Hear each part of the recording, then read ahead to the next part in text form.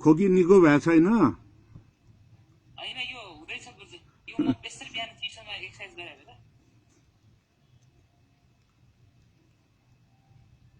बुझ्छु बेसरी लाग्छ यहाँ उयो हो नि लाइट पुग्छ होइन लाइट मेरो लाइट भिजुअलमा लाइट पुग्छ मेरो एकदम राम्रो छ एकदम राम्रो छ आज म मोबाइलबाट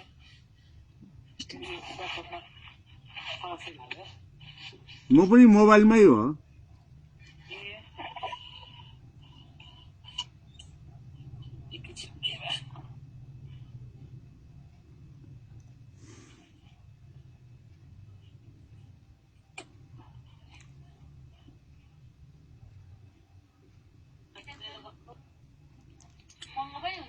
तन्त्रचर्या परिवारको आयोजनामा 73औं तन्त्र चर्चा अन्तर्गत आज आमन्त्रण गर्नुभएको थियो र केही बेरमा जुम मार्फत जुन चाहिँ यो तन्त्र अभ्यासका विधिहरू ट्रिक्स अफ तन्त्र प्र्याक्टिस विषयमा अगाडि बढाउन खोजिरहेको छु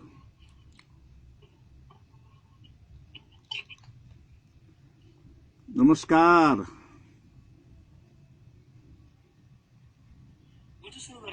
ल हुन्छ ल महानुभावहरूले सबैले आफ्नो माइक अफ राखिदिनु होला है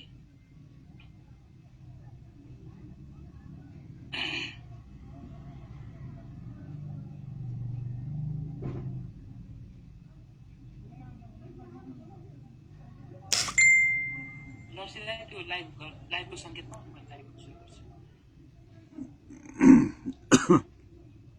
अखण्ड मण्डलाकारं व्याप्तं येन चराचरं तत्पदं दर्शितं येन तस्मै श्री गुरुवे नमः मुखं करोति वाचालं पङ्गुलं यतिगिरिं यत्कृपातामहं वन्दे वत्सलावन्दितमातरम् सम्पूर्ण महानुभावहरूमा हार्दिक नमस्कार तन्त्र चर्चा परिवारले निरन्तर रूपमा आयोजना गर्दै भएको तन्त्र परिचर्चा श्रृङ्खलाको आज 71औं भागमा उपस्थित हुनुभएका सम्पूर्ण भद्रमहिला एवं सज्जन वृन्दमा तन्त्र चर्चा परिवारको तर्फबाट र मेरो व्यक्तिगत तर्फबाट पनि हार्दिक स्वागत एवं अभिवादन गर्न चाहन्छु सन्दीप सापकोटा तन्त्र चर्चा परिवारले विगत 1.5 वर्षदेखि तन्त्र नेपालमा अभ्यास हुने तन्त्रका विभिन्न आयामहरूका बारेमा चर्चा परिचर्चा गर्ने गरेको कुरा हजुरहरूलाई सर्वविदितै छ आजको श्रृङ्खलामा हामीले बौद्ध तन्त्र अभ्यासका विधिहरू शीर्षकमा प्रवचनकर्ताका रूपमा राजेन्द्रमान वज्राचार्य ज्यूलाई आमन्त्रण गरेका छौँ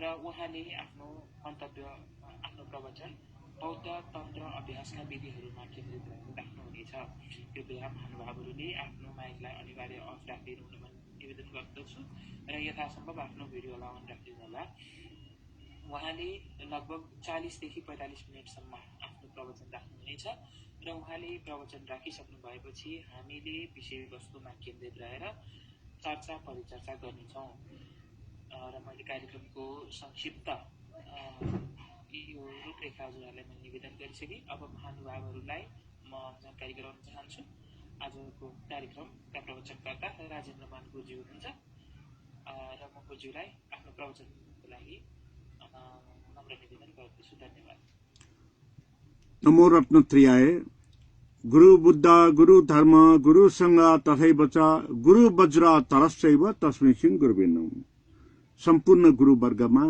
मेरो सादर नमस्कार छ नमन छ तन्त्र चर्चा परिवारको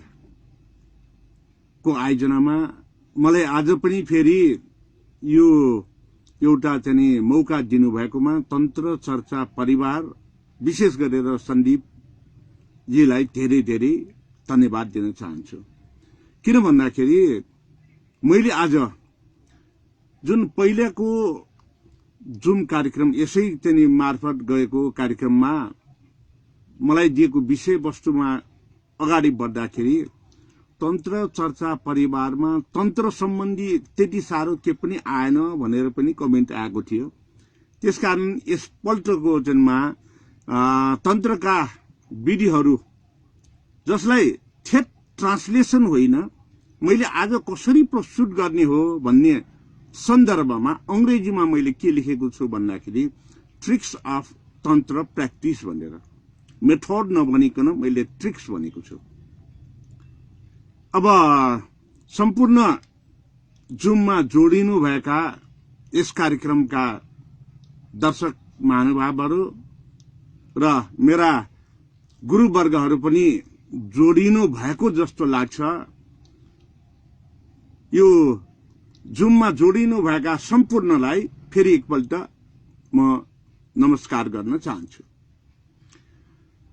आज मेरो विषय छ तन्त्र अभ्यासका विधिहरू, जसलाई मैले ठ्याक्कै अंग्रेजीमा ट्रान्सलेट नगरिकन ट्रिक्स अफ तन्त्र प्र्याक्टिस भनेर मात्रै यसलाई तन्त्रको यो ट्रिक्सहरूको बारेमा जानकारी दिँदाखेरि सबैले बुझ्ने, सबैलाई बुझाउन सक्ने र तन्त्र भनेपछि दीक्षित भएपछि दीक्षा लिएर मात्रै लिनुपर्छ भनेर भन्नेहरूको निमित्त पनि यो त यहाँसम्मको तन्त्रको बारे व्याख्या गर्दाखेरि त दीक्षा आवश्यक रहेनछ भन्ने कुरा महसुस गर्नुहुनेछ भन्ने मैले लिएको छु। हुनु त तन्त्रको बारेमा मलाई त्यति ज्ञान छैन भनेरै म भन्न चाहन्छु। किन भन्दाखेरि तन्त्र अथाह समुद्र हो। अथाह समुद्रमा जानेको छु भनेर मैले आफूलाई भन्नु मेरो मूर्खाइ मात्रै हुनेछ। तसर्थ मैले जे जति जानेको छु र जे जसरी यहाँलाई सजिलो भाषामा बुझाउन सकिन्छ त्यसरी बुझाउने प्रयासमा आजको यो विषयमा अगाडि बढाउन चाहन्छु। सर्वप्रथम त हामीले तन्त्रको कुरा गर्न साथै भन्ने पनि गरिन्छ तन्त्र मन्त्र जन्त्र यन्त्र भनेर। यी तन्त्र मन्त्र जन्त्र यन्त्र वज्रयान बौद्ध धर्मका 4वटा यो चाहिँ भिन्न भिन्नै क्षेत्रहरू हुन्। जुन क्षेत्र वज्रयान भित्र पर्छ त्यसैले वज्रयानलाई मन्त्रयान भनेर पनि भन्ने गरिन्छ, तन्त्रयान भनेर पनि भन्ने गरिन्छ र जसको प्रयोग जन्त्र र यन्त्रबाट गर्ने गरिन्छ। अब यसरी म प्रवेश गर्दाखेरि आजको विविध विषय वस्तुहरूमा मैले चर्चा परिचर्चा गर्दाखेरि सर्वप्रथम त तन्त्रको विषयमा म प्रवेश गर्नेछु।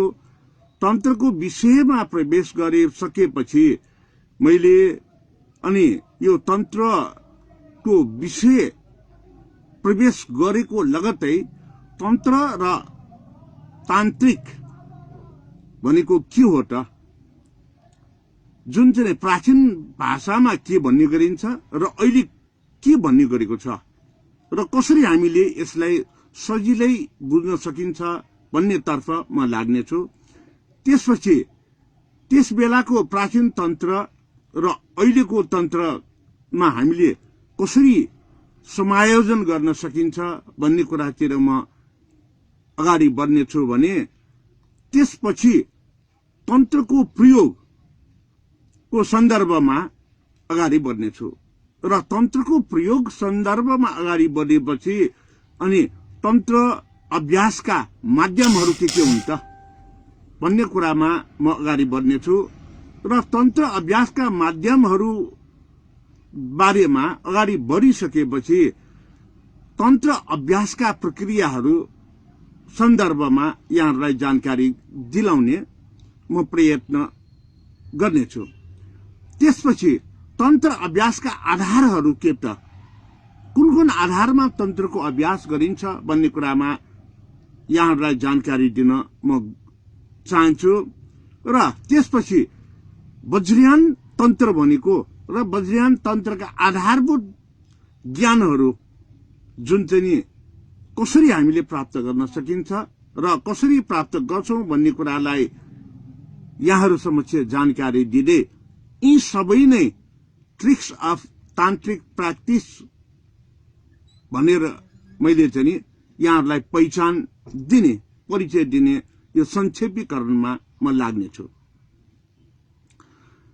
अब सर्वप्रथम त हामीले चाहिँ के भन्दाखेरि बौद्ध तन्त्र भनेपछि तन्त्र भनेको के हो त?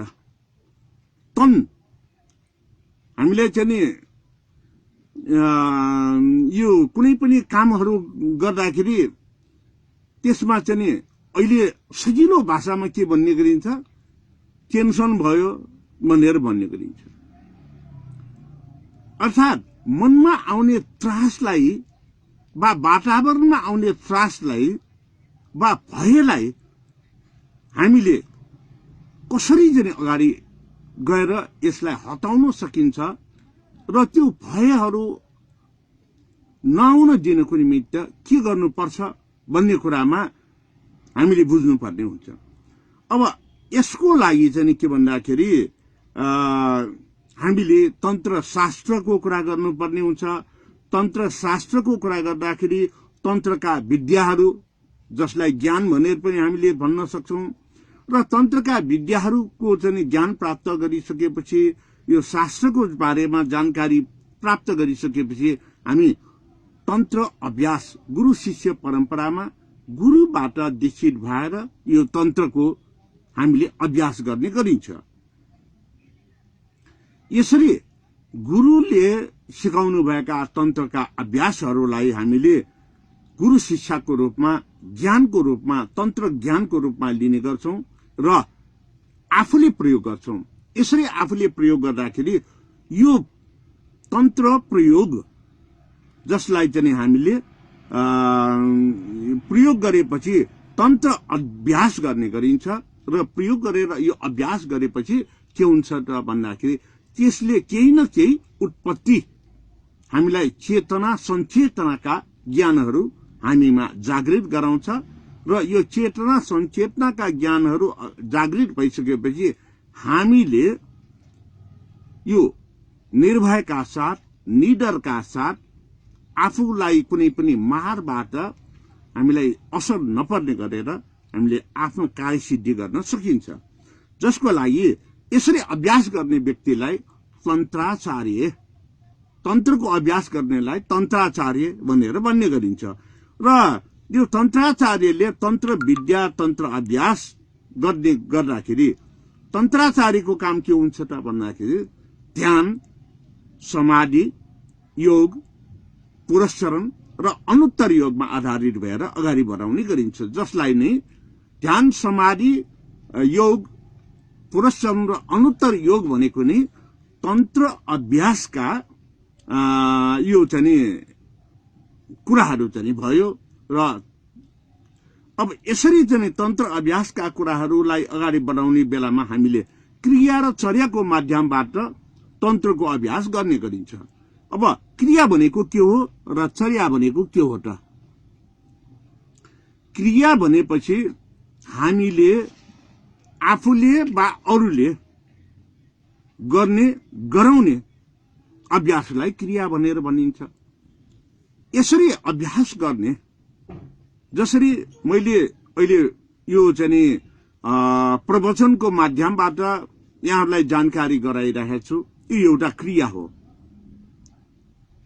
यो क्रिया हो र मैले भने अनुसार तपाईले अथवा यो चाहिँ जुममा जोडिनु भएका दर्शक महानुभावहरूले श्रोताहरूले यो हेर्नुभयो र त्यसलाई स्वयंले तपाईहरूले अभ्यास गर्नुभयो भने त्यसलाई स्वयंले गरेको अभ्यास नै चर्या हुने गर्दछ। त्यसकारणले वज्रयानको यो चाहिँ सम्पूर्ण तन्त्रहरू अभ्यासहरू भनेको क्रिया र चर्याको माध्यमबाट गर्ने र गराउने गरिन्छ। अब क्रिया र चर्याको माध्यमबाट गर्दाखेरि अघि भनेका कुरा तन्त्र मन्त्र जन्त्र यन्त्रका कुराहरू आउँछ। जुन तन्त्र मन्त्र जन्त्र यन्त्रका कुराहरू दुई भागमा हामीले विभाजन गर्न सकिन्छ। एउटा आगम तन्त्र, अर्को निगम तन्त्र। आगम तन्त्र भनेपछि यो गुह्य तन्त्रको रूपमा हुने गर्दछ र निगम तन्त्र भनेपछि यो बाह्य तन्त्र सबैले देख्ने गरेर सार्वजनिक रूपमा सिकाउन सकिने भन्न सकिने कुरा हुनेछ। अब यही कुरामा म आगमभित्रको निगमलाई आज चाहिँ प्रस्तुत गर्नेछु। यो आगमभित्रको निगम भनेको आगमभित्रका कुराहरू पनि जे जति यो सार्वजनिक रूपमा भन्न सकिन्छ, भन्नुहुन्छ, आज चाहिँ म त्यो पनि प्रकाश पार्नेछु। त्यसैले आगमभित्रको निगम भनेर मैले यो भन्ने गरेको हो। आगमतन्त्र भनेपछि यो भित्री हो, गुह्य तन्त्र हो। गुरु शिष्य परम्परामा यो बन्द कोठाभित्र वा पूजा कोठाभित्र जुन चाहिँ दीक्षा लिनेहरू सामूहिक रूपमा दीक्षाबाट दीक्षित हुनुभन्दा अगाडि सिकिसकेकाहरूलाई मात्रै यो आगम तन्त्रको रूपमा तन्त्रको शिक्षा दीक्षित गराउनको निमित्त दिने गर्दछ। र निगम तन्त्र भनेपछि बाह्य स्वरूपमा दिइने चाहिँ ज्ञानहरू हो, जसलाई आगम र यो निगमको चाहिँ कुरालाई हामीले विषयगत रूपमा भन्नु पर्दाखेरि आगम भनेपछि निश्चल, यो चाहिँ शून्यता को हामीले आभास गर्ने गर्दछौं, जसलाई चाहिँ हामीले आगम विद्या अर्थात गुह्य ज्ञानको रूपमा हामीले लिने गर्छौं। र यसैलाई निगम भनेपछि हामीले बाह्य ज्ञानको रूपमा दिने गर्छौं। र बाह्य ज्ञानको रूपमा दिने गर्दाखेरि यसमा यो खासै चाहिँ के पनि हुँदैन। जसरी हामीले स्कुल कलेजमा पढाउने गर्छौं त्यसरी सिकाउने यो लाई नै चाहिँ हामीले बाह्य चाहिँ रूपमा दिनेलाई यो निगम भनेर चाहिँ हामीले भन्ने गर्छौं। जुन अहिले सबै दृश्यको माध्यमबाट, जुमबाट, फेसबुकबाट तपाईहरूले हेरिराख्नु भएको छ। यो एउटा निगम तन्त्रको रूपमा यो प्रयोग भइरहेछ। अब आगम तन्त्रमा प्राचीन प्रचलनको आधारमा हुने गर्दछ, जसलाई प्राचीन प्रचलनको आधारमा हुनेलाई आगम भनेर भन्ने गरिन्छ भने निगमलाई त्यही प्राचीन परम्परा, जुन प्राचीन प्रचलन चाहिँ नि परम्परा संस्कृतिमा आधारित भएर अगाडि बढेकोलाई यो निगम तन्त्र भित्र चाहिँ परेको हामीले महसुस गर्न सक्छौं। अब त्यसैले आगम तन्त्र भनेको के त भन्दाखेरि यो आगम तन्त्र भनेको यो दुवै ज्ञानलाई महसुस गरेर अद्वैत ज्ञानको रूपमा प्राप्त गर्ने लाई आगम तन्त्र भनेर भनिन्छ भने यो सम्बोधि अर्थात चाहिँ बोध गरेर अरूलाई चाहिँ जानकारी दिनेलाई यो निगम भित्र चाहिँ हामीले लिन सकिन्छ। त्यसकारणले के भन्दाखेरि दुवैलाई अद्वैत ज्ञानको दृष्टिले देख्न सक्नु भनेको निगम हो, जसलाई महासुखको रूपमा लिने गरिन्छ। यो यसैलाई निगममा जाँदाखेरि सम्बोधि ज्ञान श्रव्य दृश्यको माध्यमबाट अरूलाई दिने र श्रव्य दृश्यको माध्यमबाट दिँदाखेरि यो दुवै पक्षीय चाहिँ ज्ञानको अभ्यास गर्दाखेरि यो सुख मात्रै प्राप्त हुन्छ, महासुख प्राप्त गर्न सकिँदैन। त्यसकारणले के भन्दाखेरि तन्त्र अभ्यासको लागि हामीले गर्ने र गराउने विधि भनेको अघि भनेका कुराहरू क्रिया र चर्या, अनि यो जन्त्र र मन्त्र, त्यसै गरेर प्रविधि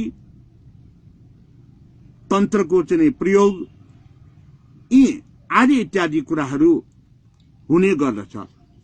र यसरी चाहिँ तन्त्रको ज्ञान दिएर यसलाई शिक्षित गर्ने र यसरी शिक्षित गरिसकेपछि त्यो शिक्षाबाट पारङ्गत भएका, तन्त्र अभ्यासबाट परीक्षण गरेर अभ्यस्त गराएको र अभ्यस्त भएकाहरू पारङ्गत भएकोलाई दिइने अभिषेक भनेको नै दीक्षा अभिषेक हो, जसलाई वज्रयान दीक्षा अभिषेक भनेर भन्ने गरिन्छ भने यो वज्रयान दीक्षा अभिषेक कसले लिनुहुन्छ त भन्दाखेरि जो व्यक्तिले वज्रयान बौद्ध धर्मबाट प्रवज्याभिषेक प्राप्त गरिसकेको व्यक्तिले मात्रै वज्रयान तन्त्रको अभिषेक प्राप्त गर्न सकिन्छ।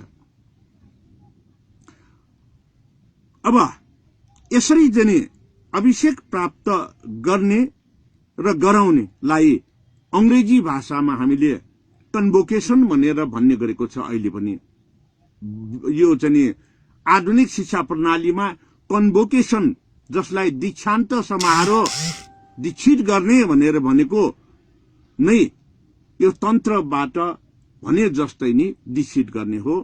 जुन चाहिँ बीए एमए पास गरेकाहरूलाई दीक्षान्त समारोहमा यो दीक्षित गराइन्छ, कन्भोकेसनमा चाहिँ संलग्न गराइन्छ भने जस्तै नै वज्रयान बौद्ध धर्मबाट प्रवज्याभिषेक प्राप्त गरेर अनि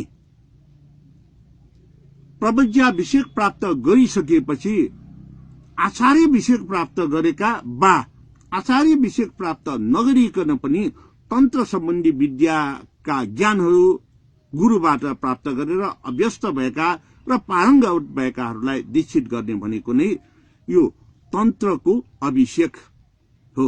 तन्त्रको अभिषेकमा अब माथिल्लो तहको अभिषेक नलिकन तल्लो तहको मात्रै अभिषेक लिन्छु भन्नेहरूलाई अचलाभिषेकको ज्ञान दिइन्छ भने माथिल्लो तहको अभिषेक लिनेहरूलाई अचलाभिषेक भन्दा पनि माथिल्लो तहको अभिषेक भनेको यो चाहिँ हे वज्र नैरात्माको अभिषेक, हे रुक चक्र सम्बरको अभिषेक वा यस्तै उच्च स्तरीय अभिषेकहरू प्रदान गर्ने गरिन्छ। र तसर्थ हामीले यसलाई यसरी व्याख्या गर्दाखेरि यहाँहरूलाई अलिकति जो अभिषेक प्राप्त गरेका, चाहे चाहिँ हिन्दू धर्मका अभिषेक प्राप्त व्यक्तिहरू हुन्, चाहे चाहिँ अन्य धर्मबाट दीक्षित भएका व्यक्तिहरू हुन्, उहाँहरूले त्यो बुझिसक्नुभयो। त अभिषेक नलिएका व्यक्तिहरूलाई तन्त्र भनेको के हो, जन्त्र भनेको के हो, मन्त्र भनेको के हो, यन्त्र भनेको के हो भन्दाखेरि अलि गाह्रो, यो एकदम ठुलो, हामीले बुझ्न गाह्रो कठिन भनेर चाहिँ भन्ने गरिन्छ प्राय धेरैले। त्यसैले वज्रयान बौद्ध धर्ममा यो गुह्याभिषेक र बाह्याभिषेक भन्ने हुन्छ। प्रवज्या अभिषेक बाह्याभिषेक हो भने अनि यो अचलाभिषेक र चाहिँ आचार्याभिषेक अनि अचलाभिषेक अन्य अभिषेकहरू गुह्य अभिषेकहरू हुन्। जुन चाहिँ अब यसरी तन्त्र मन्त्र जन्त्र यन्त्रलाई विषय प्रवेशमा चाहिँ छोटकरीमा सबैले बुझ्ने गरेर जानकारी दिनु पर्दाखेरि के हो त भन्दाखेरि वज्रयान भनेको स्वप्रयोगात्मक अभ्यासका कुराहरू हुन् र स्वप्रयोगाभ्यास चाहिँ गर्नुको निमित्त सर्व प्रकारम जगत सत्व प्राणी हितायको रूपमा, सर्व प्रकारम जगत हितायको रूपमा यसलाई प्रयोग गर्ने गरिन्छ। सर्व प्रकारम जगत सत्व प्राणी हिताय भनेपछि सर्व प्रकारम सबै प्रकारले जगत विश्व ब्रह्माण्ड निर्जीव सबैको र सत्व प्राणी जीवित ज्ञान भएकाहरूको हित र उद्धार गर्ने अथाह भव संसार भएको कारणले नै वज्रयानलाई उच्च स्तरीय ज्ञान भनेर पनि भन्ने गरिन्छ। र वज्रयानमा तन्त्र मन्त्र जन्त्र यन्त्रको सङ्गालो मैले अघि नै भने एउटा घरको यो चाहिँ छिडी तल्ला श्रावक ज्ञान, माथन तल्ला माथिल्लो अर्थात् पहिलो तल्ला त्यो भनेको महायानको ज्ञान, त्योभन्दा माथिको ज्ञान भनेको वज्रयान हो। यसलाई चाहिँ तन्त्र भनेको के हो त? सजिलो भाषामा अंग्रेजीमा भन्दाखेरि तन्त्रलाई तन्त्र नै अनुवाद गर्ने गरिन्छ, तर भावार्थमा हामीले अनुवाद गर्ने हो भने तन्त्र भनेको टेक्निक। हामीले जे काम गर्छौं त्यो काम गर्ने ट्रिक्स टेक्निकलाई नै तन्त्र भनेर भन्छौं। जुन अहिले कोभिड-19 कोरोनाको महामारीको समयमा पनि जुन चाहिँ नि एउटा मिटिङ हलमा कार्यक्रम गरेको भए त्यहाँ उपस्थितले मात्रै सुन्न पाउँथ्यो। आज इन्टरनेट सञ्जालको माध्यमबाट, मोबाइल, ल्यापटप, ट्याब्लेटको माध्यमबाट विश्व ब्रह्माण्डभरि नै जानकारी दिन सक्ने यो प्रविधिको विकास भएको छ। जुम, क्लासरूम, विविध प्रकारका यो चाहिँ गुगल रुमहरू विकास भएको छ। हो, यही नै तरिका, टेक्निक, यो टेक्निक भनेको नै तन्त्र हो। यो टेक्निक, यो तन्त्र नभएको भए आज घरको कोठामा बसेर हामीले यो सुन्न सक्ने अवस्था थिएन। त्यसकारणले तन्त्र भनेको टेक्निक हो। मन्त्र भनेको त्यो टेक्निकलाई छिटो छरिटो पुर्याउने। पहिला टेलिफोनको माध्यमबाट गर्नु अगाडि प्रचलन आयो, जसमा स्वर मात्रै सुनिन्थ्यो। आकाशवाणी भनेर बन्न थालियो, त्यसपछि चाहिँ यो टेलिग्राफ भनेर बन्न थाल्यो। अहिले आएर हामीले यो भिडियो कलको माध्यमबाट अन्तर्राष्ट्रिय रूपमा छिटो छरिटो चाहिँ पुर्याउन सक्ने यो प्रविधि अहिले आधुनिक प्रविधि हो भने त्यो बेलामा पनि टेलिप्याथिक भन्ने प्रचलन छ, हिलिङ भनेर भन्ने प्रचलन छ, जसलाई चाहिँ टेलिप्याथिक भएपछि एकजनाले अर्कोलाई तुरुन्तै चाहिँ थाहा पाउन बुझ्न सकिने, जसलाई चाहिँ ऐना हेरे जस्तो चाहिँ स्पष्ट हेर्न सकिने भनेर प्रविधि त्यो बेला पनि थियो। जुन प्रविधिलाई अगाडि बढाउन यसरी यो चाहिँ, त्यसकारणले प्रविधि टेक्निक भनेको नै तन्त्र हो। मन्त्र त्यसलाई छिटो छरिटो गर्ने फर्मुला। हामीले कुनै पनि काम गर्नलाई सूत्रको प्रयोग गर्यो भने छिटो गर्न सकिन्छ। त्यसकारणले सूत्र, फर्मुला, जसलाई मन्त्रलाई अंग्रेजीमा सजिलो भाषामा स्पेल वर्ड अर्थात फर्मुला भनेर भन्ने गरेको कारण पनि यही हो। अब आयो जन्त्र। जन्त्र भनेको हामीले प्रोटोटाइप, मोडेल अर्थात चाहिँ नमुना। घर बनाउने हो भने घरको नमुना, बिहार बनाउने हो भने बिहारको नमुना, मठ मन्दिर पार्टी यो चाहिँ देवस्थल चैत्य बनाउने हो भने त्यसको मोडल, त्यसको नमुना। त्यो नमुनालाई कागजमा कोरेर चित्राङ्कन गर्ने हो। त्यो चित्राङ्कन गर्ने जुन तपाईले यो मेरो पछाडि देखिराख्नु भएको छ यो मण्डला, यो मण्डला भनेको नै के हो त भन्दाखेरि यो चाहिँ जन्त्र हो। जन्त्र भनेको हामीले बोकेर हिँड्न सक्ने, शरीरमा धारणा गरेर हिँड्न सकिने लाई नै यो जन्त्र भनेर भन्ने गरिन्छ भने अब यही जन्त्र, यही मण्डलाको आधारमा ठूलो बिहार, महाबिहार खडा गरियो भने, ठूलो मन्दिर बनायो भने, ठूलो स्तूपा बनायो भने त्यसलाई चाहिँ हामीले के भन्छौं त भन्दाखेरि यन्त्र भनेर भन्ने गर्छौं। त्यसकारणले तन्त्र भनेको टेक्निक, प्रविधि, मन्त्र भनेको स्पेल वर्ड, सूत्र अर्थात फर्मुला, जन्त्र भनेको प्रोटोटाइप, मोडल वा नमुना, यन्त्र भनेको त्यसको वास्तविक प्रारूप, वास्तविक स्वरूप। अब यसरी भन्दाखेरि सायद जाने धेरैले चाहिँ गुरुजीले त के भनेको भनेर पनि भन्यो होला, तर वास्तविकता यही हो। यसलाई हामीले बुझ्ने हो भने तन्त्र भनेको पनि कुनै ठूलो कुरा भएन, मन्त्र भनेको पनि ठूलो कुरा भएन, जन्त्र भनेको कुनै ठूलो कुरा भएन, यन्त्र भनेको पनि ठूलो कुरा भएन। त्यसकारण तन्त्र, मन्त्र, जन्त्रको संगालो नै वज्रयान हो।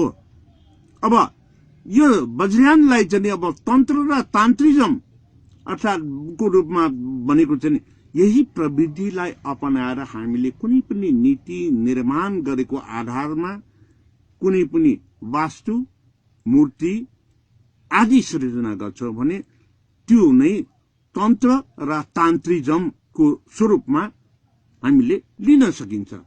र त्यस बेलाको चाहिँ तन्त्र अर्थात् चाहिँ प्राचीन तन्त्र के हो त?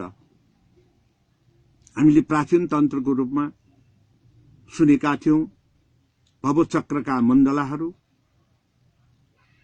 र अन्य मण्डलाहरू।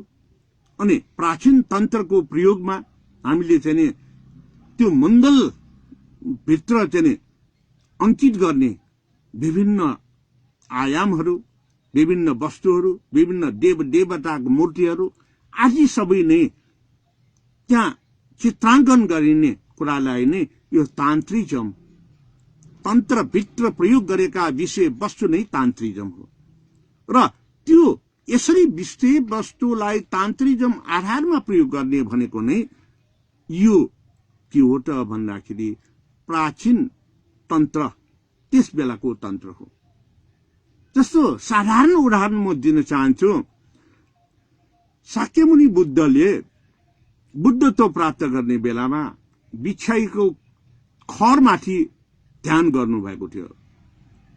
खर अर्थात् डुबो जातको घाँस जुन तराईमा पाउँछ, त्यो खरमाथि बसेर ध्यान गरेर यो ज्ञान मुद्रा हेर्नुहोस् त, भुडी औंलाको यो नङ र मासुको बीचमा चोर औंलाको नङ र मासु यसरी राखेर यसरी ध्यान गरेको सन्दर्भमा यसलाई यो यसरी बायाँ हातमाथि दायाँ हात यसरी राखेको सन्दर्भमा यो तन्त्र टेक्निकको प्रयोग भयो, तन्त्रको प्रयोग भयो।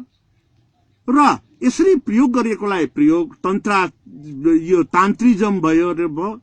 यसले गुह्य ज्ञान के दिन्छ त भन्दाखेरि यो ज्ञान मुद्राले हाम्रो दिमाग, ब्रेन, मस्तिष्कलाई चलायमान बनाउँछ, मस्तिष्कलाई ताजा बनाउँछ, मस्तिष्कलाई सर्वव्यापी रूपमा यसलाई चाहिँ प्रयोग गराउँछ।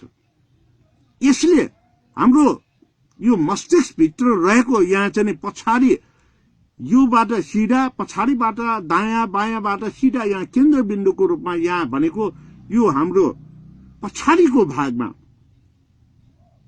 मोडर्न आधुनिक चिकित्साले के भन्ने गर्छ भन्दाखेरि पिट्युटरी ग्ल्यान्ड्स, जहाँ चाहिँ सम्पूर्ण नर्भस सिस्टमका कुराहरू, सम्पूर्ण हाम्रो स्नायु प्रणालीका कुराहरू त्यहाँ जोडिएका हुन्छन्।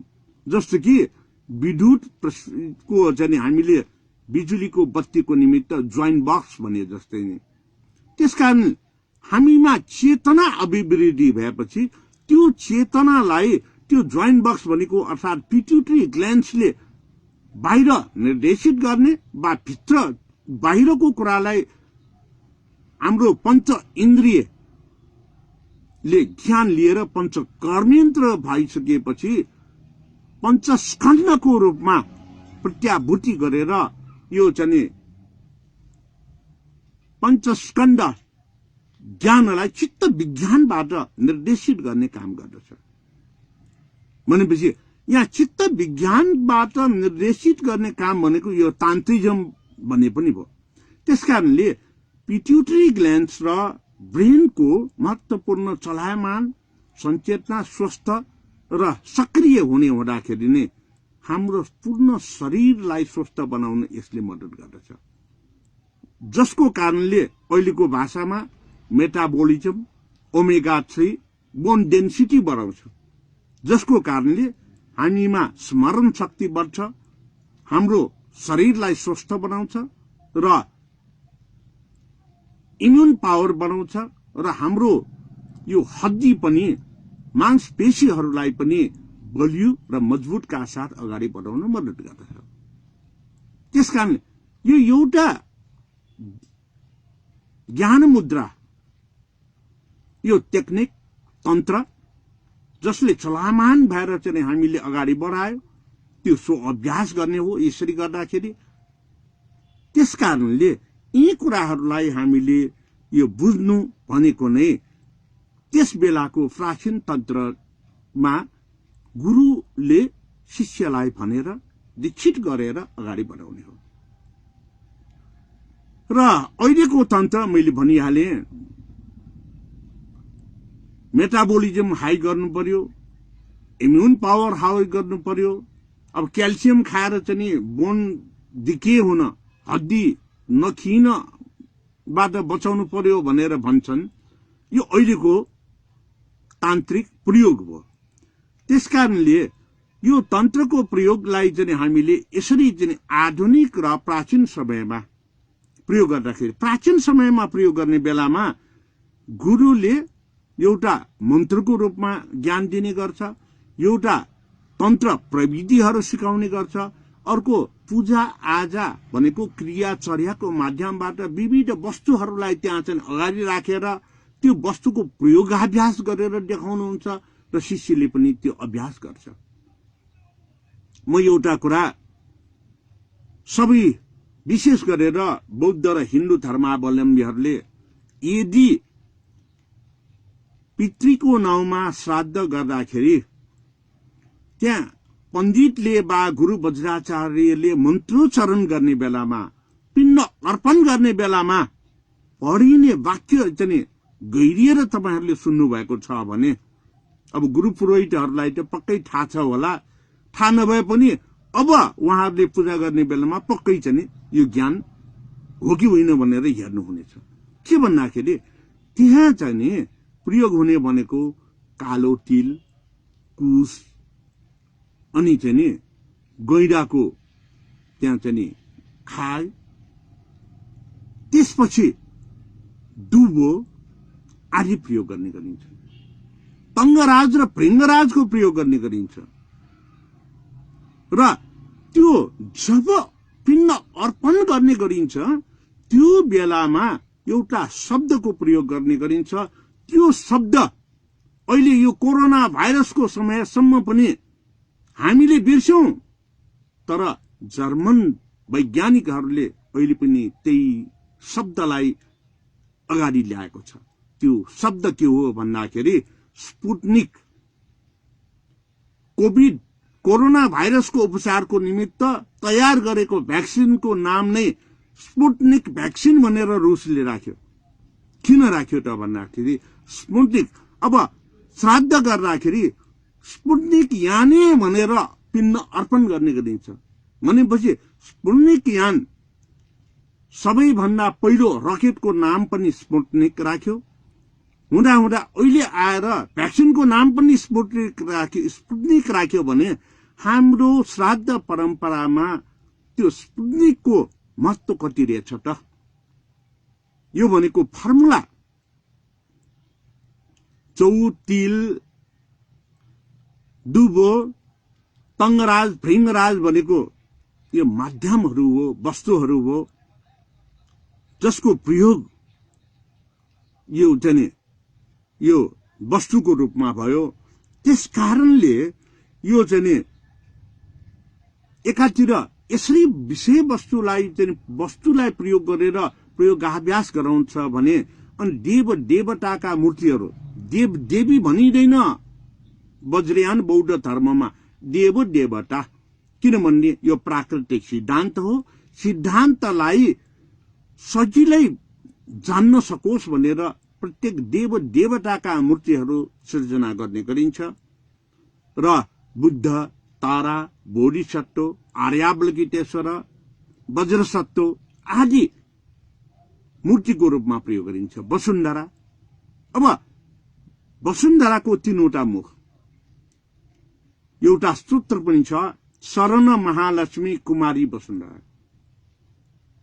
अहिले हामीले विभिन्न विषय विभिन्न फ्याकल्टीमा पास गर्यो भने, जस्तो साइन्स, कमर्स र ह्युमेनिटिजमा पास गरेको व्यक्तिले एमएससी, एमए र एमकम भनेर लेख्ने गरिन्छ। हामीले यसलाई अक्षरमा लेख्ने गर्यौं, तर यो ट्रिक्स टेक्निकलाई प्राचीन समयमा तन्त्रको रूपमा चाहिँ प्रयोग गर्दाखेरि वसुन्धराको तीनवटा अनुहार, तीनवटा मुख। शरण महालक्ष्मी कुमारी वसुन्धरा, महालक्ष्मीको स्वरूपमा, कुमारीको स्वरूपमा, वसुन्धराको स्वरूपमा।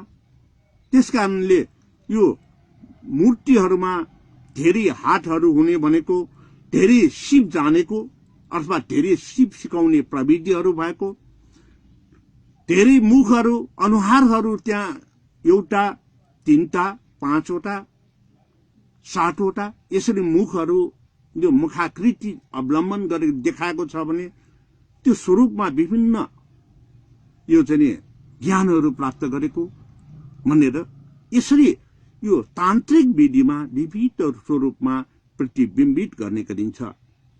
त्यसकारणले ज्ञानलाई नै विविध स्वरूपमा प्रतिबिम्बित गर्ने हुँदाखेरि ज्ञान भनेको मस्कुलिन र फेमिलिन अर्थात् पुलिङ्ग र स्त्रीलिङ्ग भनेर भन्ने हुँदैन।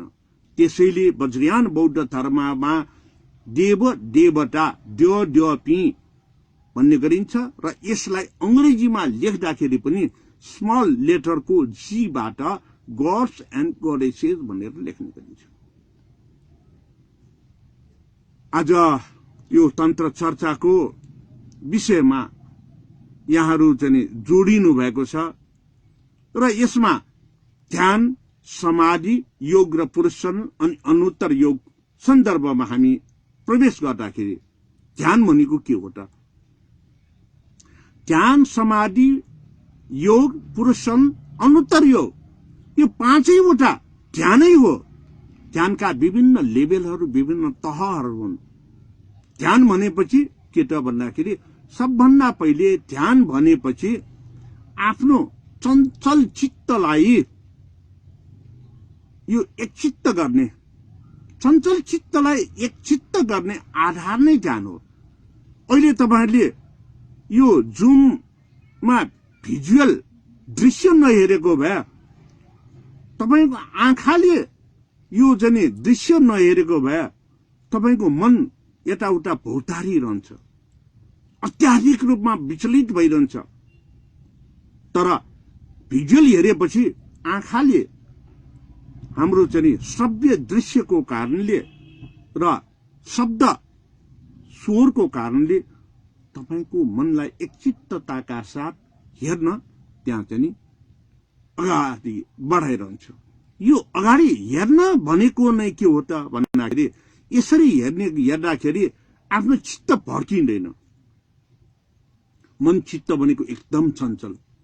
अहिले हामीले स्वयम्भू भनेर विचार गर्यो भने स्वयम्भूको चाहिँ स्तूप, हारटी माता, त्यहाँको चाहिँ यो चाहिँ अन्य चाहिँ विषयवस्तुहरूको साथमा त्यहाँ उफ्री उफ्री लुटिराखेका बाँदरहरूलाई पनि हामीले सम्झिन पुग्छौं। मन यस्तो चञ्चल छ। यस्तोलाई चाहिँ अनि एकत्रित गर्नको निमित्त वज्रयान बौद्ध धर्ममा तन्त्र टेक्निकको रूपमा यस्तो यो जपमालालाई प्रयोग गर्ने गरिन्छ। जपमाला विशेष गरेर यो बायाँ हातले चोर औंलाले छुँदैन। यो चोर औंलाले नछुनिकन अनि यो माझी औंलाको पनि बीच खण्डमा यसरी राख्छ र यो एउटा मन्त्र वाक्य पढिसकेपछि यसलाई यसरी यहाँ चाहिँ रगड्दै यो अगाडि बढाउने गरिन्छ। 108 पटक वाक्य पढिन्छ र यसरी रगड्दै 108 पटक चाहिँ पठाइन्छ। अब यसरी रगड्नु यो एउटा टेक्निक ट्रिक्स। 108 भनेको हाम्रो स्वराक्षर, व्यञ्जनाक्षर अर्थात् अकार आदि, ककार आदि र एकार आदि यो सबै जोडेपछि 53 वटा हुन्छ। यो 53 वटामा आफू स्वयंलाई समेत राखेपछि 54 हुन्छ। त्यसको बिम्ब र प्रतिबिम्बको रूपमा हामीले डबल गर्दाखेरि, दोहोर्याउँदाखेरि यसलाई चाहिँ यो 108 को रूपमा जप्ने गरिन्छ। 108 पटक जपेपछि पूर्णता हुने गर्दछ। त्यसकारणले यो 108 कुनै पनि मन्त्र जप्दाखेरि, चाहे त्यो मन्त्र एकाक्षरको एउटा अक्षरको मन्त्र होस्, चाहे त्यो मन्त्र एउटा शब्दको होस्, चाहे त्यो मन्त्र वाक्यको होस्, यसरी मन्त्रको प्रयोग चाहिँ गरिन्छ। अब व्यापक रूपमा प्रचलनमा आएको बौद्ध धर्मको एउटा मन्त्र हो। महायानीले यसलाई मन्त्रोच्चारण गरेर सधैँभरि तपाईले माने घुमाउँदै जपमाला घुमाउँदै मन्त्रोच्चारण गरेको देख्नुहुन्छ यो बौद्ध स्तूपहरूमा, बौद्ध स्थलहरूमा।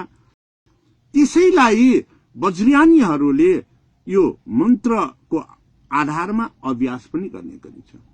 जस्तो कि वज्रयानीहरूले अभ्यास गर्दाखेरि ओम मणि पद्मे हुँ, यसलाई कसरी ओ भनेपछि तपाईले एकपल्ट ओ भनेर हेर्नुहोस् त।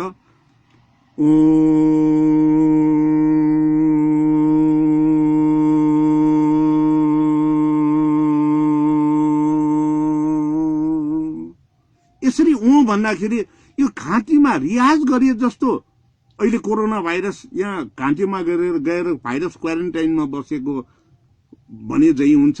यो अवस्थामा तपाईले ऊलाई उच्चारण गर्यो भने यो ऊँटको ऊ जस्तो होइन, पेट नफारेको ऊमा चन्द्रबिन्दुको प्रयोग भएकोलाई ऊको रूपमा धारणा गर्ने गरिन्छ। ऊले कण्ठ चक्रलाई सुधार गर्छ, तिखारिन्छ, निखारिन्छ। त्यसपछि यो चाहिँ ओ आ हुँ, ओ मणि पद्मे हुँ, यो दुईटा मन्त्रको बारेमा म यहाँहरूलाई जानकारी गराउन चाहन्छु। सर्वप्रथम ओ आ हुँ, ऊको मैले उच्चारण गरेर देखाएँ। आलाई हामीले उच्चारण गर्दाखेरि, ऊलाई उच्चारण गर्दाखेरि सानो स्वरबाट माथि ठूलो स्वरमा लैजाने, आलाई उच्चारण गर्दाखेरि समानान्तर तहमा उच्चारण गर्ने, हुँलाई उच्चारण गर्दाखेरि माथिबाट तल ल्याएर त्यसलाई बन्द अवस्था अथवा स्वर नसुनिने गर्ने। जस्तो कि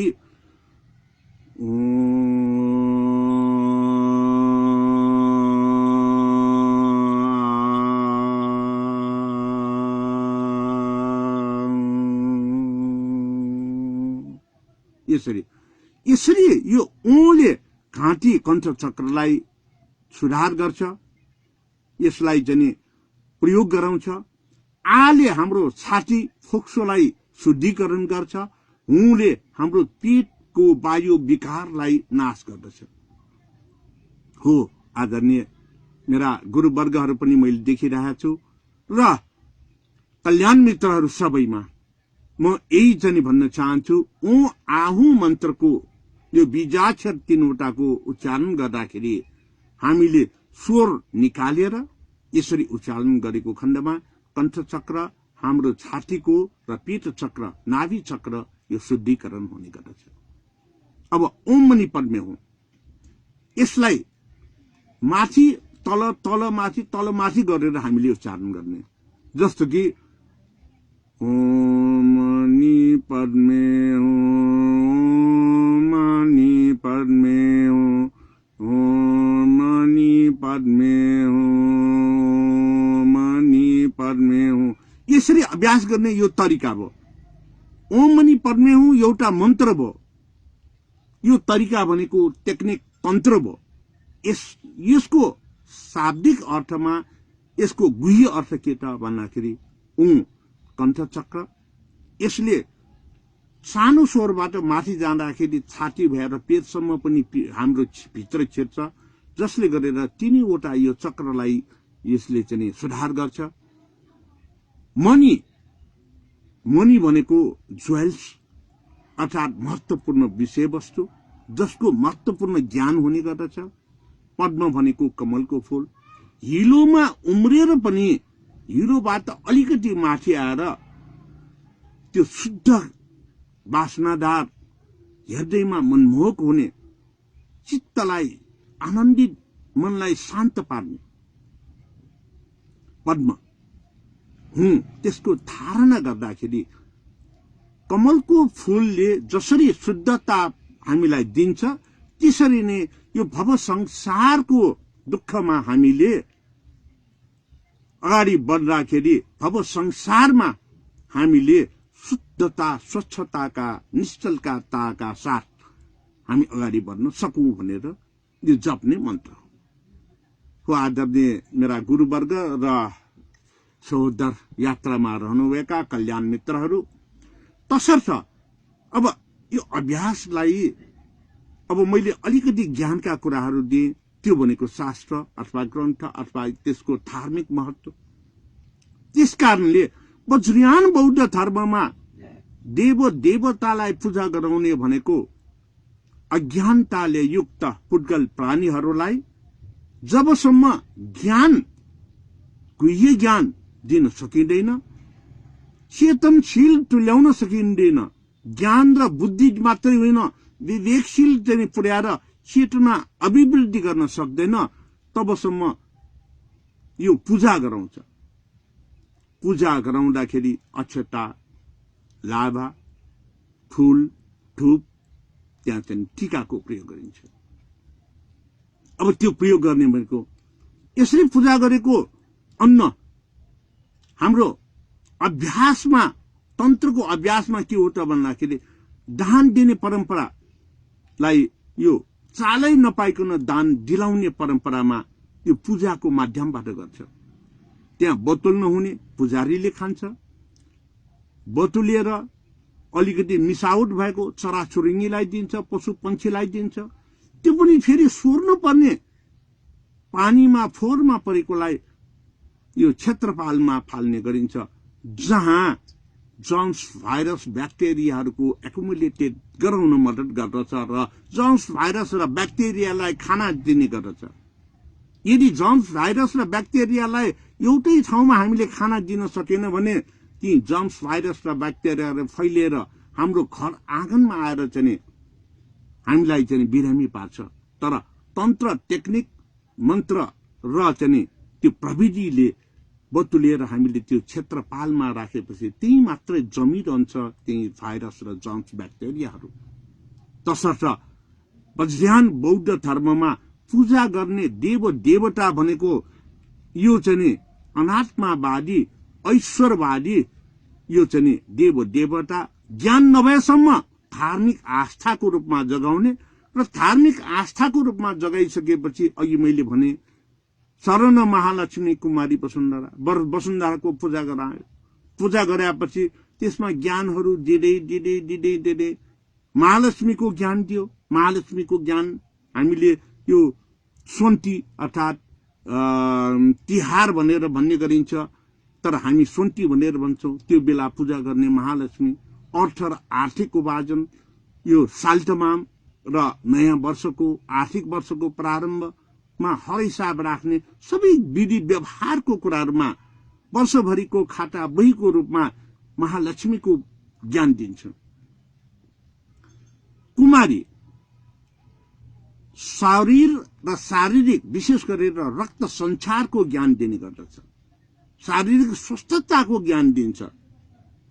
त्यसै गरेर वसुन्धरा यो स्वच्छता, निश्चलता, यो के क्लेश रहित र द्वेष रहित, मोह रहित, काम क्रोध लोभ मोह ईर्ष्या रहित गरेर स्वच्छ प्युरिफाइड नलेजको रूपमा प्रदान गर्नुको निमित्त अरूलाई मद्दत गर्नुपर्छ र हे दृष्टलाई हेर्नु हुँदैन भन्ने ज्ञान दिनको निमित्त वसुन्धरालाई प्रयोग गर्ने यो पूजा गराइन्छ।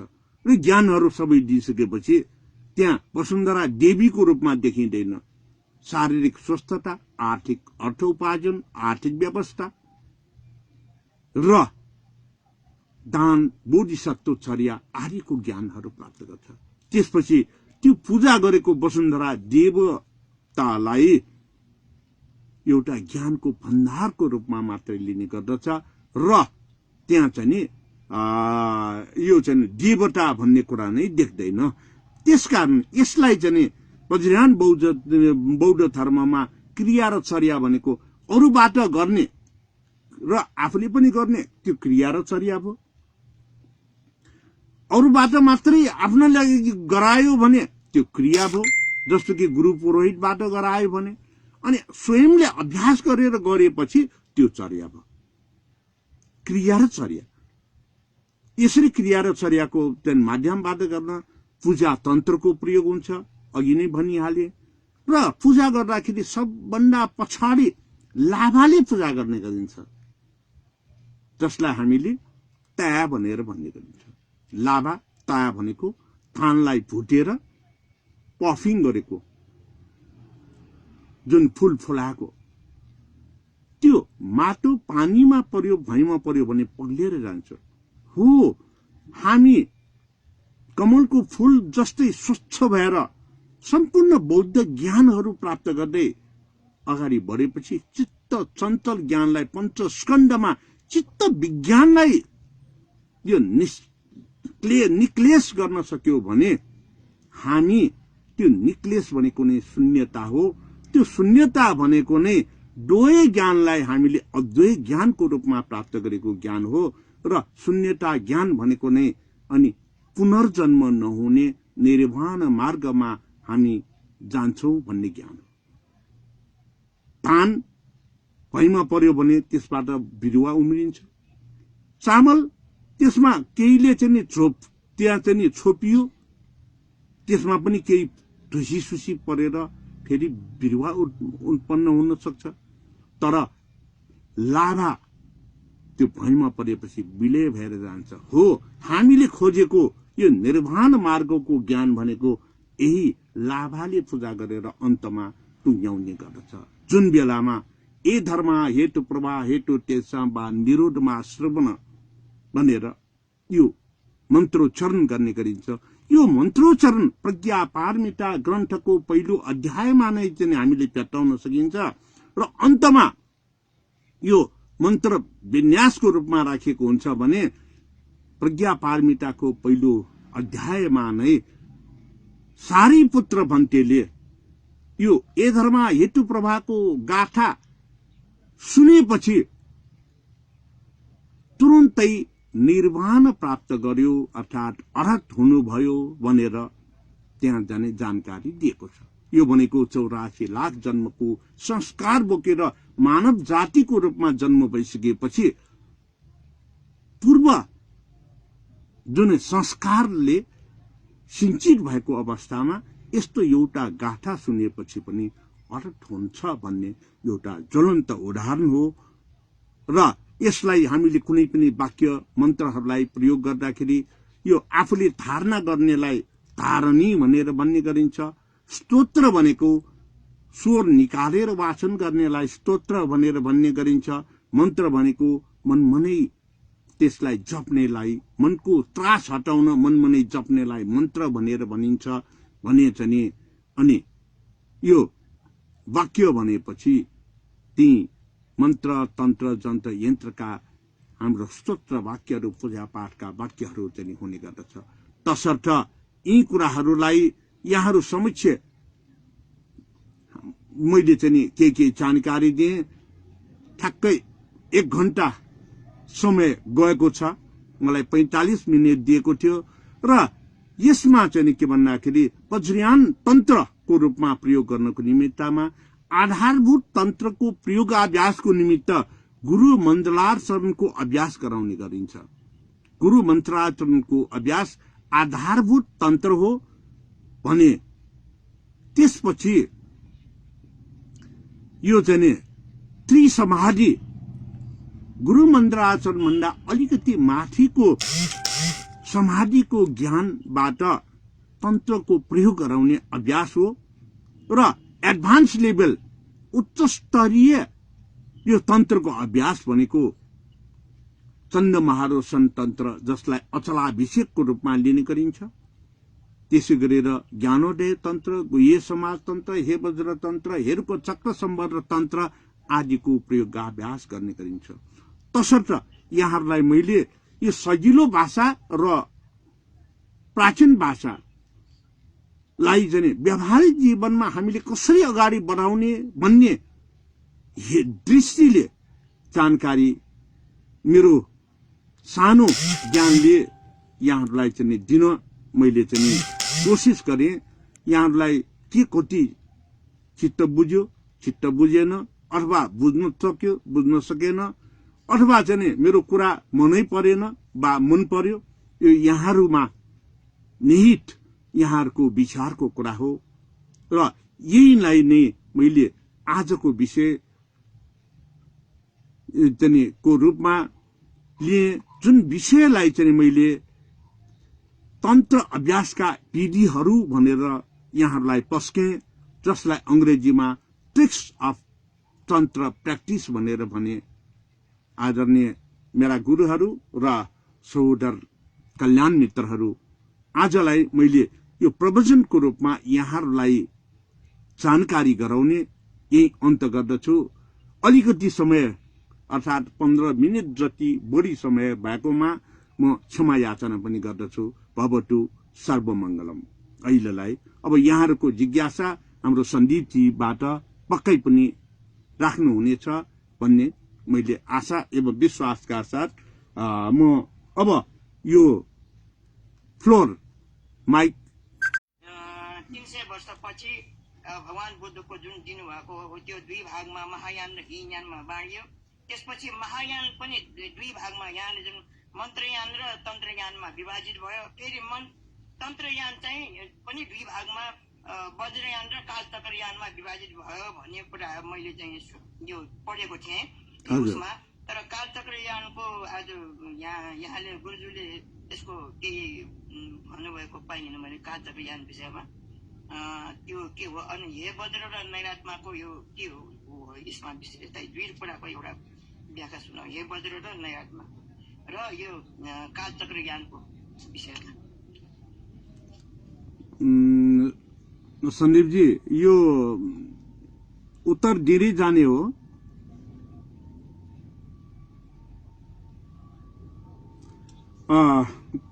रुद्र लक्ष्मी जी चाहिँ सर्वप्रथम त सरल भाषामा बुझ्ने गरी भनेकोमा म यहाँप्रति धेरै कृतज्ञ छु। र जुन ज्ञानहरूको कुरा गर्दाखेरि शाक्यमुनि बुद्धको महापरिनिर्वाणको यो 100 वर्ष 2 वर्ष 200 वर्ष 300 वर्ष भित्रमा जुन प्रथम संगायन, द्वितीय संगायन, तृतीय संगायन र चौथो संगायनहरू चाहिँ भए र यो पहिलो संगायनमा आनन्द भिक्षु जो शाक्यमुनि बुद्धको साथमा सधैँभरि रहने गर्नु भएका बाट बुद्धले दिनुभएका धर्म उपदेशहरूको सूत्र यो चाहिँ त्रिपिटकको रूपमा लेख्ने यसलाई चाहिँ कार्य भएको भन्ने चाहिँ हामीले पाउँछौं। र यही सन्दर्भमा पहिलो संगायन, द्वितीय संगायन र तृतीय संगायनसम्म आउँदाखेरि महायान र हीनयानको रूपमा छुटियो र चौथो संगायनमा स्पष्ट रूपमा महायान र हीनयानको रूपमा विभाजन नै भयो भन्ने चाहिँ जुन छ। यो सन्दर्भमा के भन्दाखेरि हामीले हीनयान भनेर अब त्यो बेला कसले कसरी चाहिँ यो अगाडि बढायो म हीनयान भनेर भन्न चाहन्न। महायान र हीनयान जसलाई त्यो बेलामा धेरै व्यक्तिहरू, धेरै भिक्षुहरू चाहिँ भएकोलाई महायान र थोरै भिक्षुहरू भएकोलाई यो हीनयान भनेर यही दृष्टिले हेर्यो भन्ने चाहिँ गरिन्छ। तसर्थ बुद्ध धर्ममा यही दृष्टि भन्ने नै हुँदैन। जतिसुकै चाहिँ भए पनि यो परिष्कृत रूपमा उच्च स्तरीय ज्ञानहरू प्राप्त गर्ने हो। अब त्यो बेलामा बुद्धकालीन समयसम्म के थियो त भन्दाखेरि श्रावकयान, प्रत्येक बुद्धयान र सम्यक सम्बुद्धयान भन्ने थियो। श्रावक बुद्ध, प्रत्येक बुद्ध र सम्यक सम्बुद्ध। श्रावक बुद्ध भनेपछि श्रवण गर्ने र श्रवण गराउने। प्रत्येक बुद्ध भनेपछि त्यो समयमा बुद्ध धर्म ज्ञान दिने प्राय शून्य अवस्थामा गइसकेको, अलिअलि सुनेको आधारमा स्वयंले अभ्यास गरेर त्यसलाई पुनर्ताजकीकरण गरेको, पुनर्प्रादुर्भाव गरेको र सम्यक सम्बुद्धयान भनेको सो अभ्यासबाट अभ्यस्त भएर सर्वज्ञ भएर थाहा नपाएको भन्ने कुरा के पनि नभइकन सम्पूर्ण ज्ञानले परिपूर्ण व्यक्तिलाई सम्यक सम्बुद्ध बाट सम्यक सम्बोधियान भनेर भन्ने गरिन्छ। र अहिले त्यसैको प्रारूप अथवा परिवर्तित स्वरूपमा श्रावक यानको थेरवाद भयो। प्रत्येक बुद्ध यान र श्रावक यान अनि सम्यक सम्बुद्ध यानको अर्को स्वरूपमा महायानका चारवटा निकायहरू भए र सम्यक सम्बुद्धि यानको उच्च स्तरीय ज्ञानको रूपमा वज्रयानको स्वरूपमा अहिले देखा परेको छ। अब यही वज्रयानमा चाहिँ त्यो बेला टेक्निकको प्रयोग भएपछि, जस्तो कि सारनाथमा धर्म देशना, प्रथम धर्म चक्र प्रवर्तन धर्म देशना गर्नुभयो श्रावक यानको स्वरूपमा। आफूले बुद्धले प्राप्त गरेका ज्ञानहरूलाई अरूलाई पनि प्रदान गरे। गड्डकुट पर्वतमा त्यहाँ चाहिँ बुद्धले अभ्यास, त्यहाँ चाहिँ सिद्धान्तको त्यहाँ चाहिँ प्रादुर्भाव गर्नुभयो। त्यसकारणले सिद्धान्तको प्रादुर्भाव गरेर सिद्धान्त शास्त्रको आधारमा सिकाएपछि त्यहाँ चाहिँ यो महायानको प्रारम्भ भयो र अन्तमा थान्यकट पर्वतमा धर्म देशना गर्दाखेरि त्यहाँ चाहिँ प्रयोगाभ्यास नै गराएर बुद्धले शिक्षा दिएको हुँदाखेरि त्यो सम्यक सम्बुद्ध यान अर्थात वज्रयानको प्रारूप हो भनेर म भन्न चाहन्छु।